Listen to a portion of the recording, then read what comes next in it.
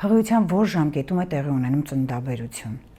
Մենք ընդհանրապես ծննդաբերության ժամկետները բաժանում ենք 3 խմբերի՝ վաղաժամ ծննդաբերություն, ժամկետային ծննդաբերություն եւ ուշացած ծննդաբերություն։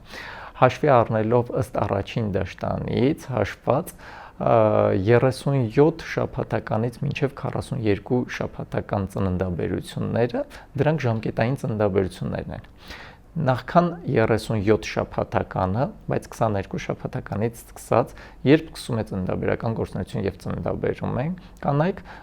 սա կոչվում է վաղաժամ ծննդաբերություն։ 42 շաբաթականից հետո արդեն ուշացած ծննդաբերություն։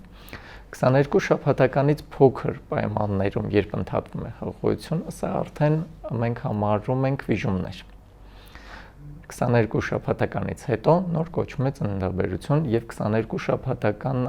լրացած 500 գրամ քաշ ունեցող պտղի դեպքում համարում ենք ծննդաբերություն։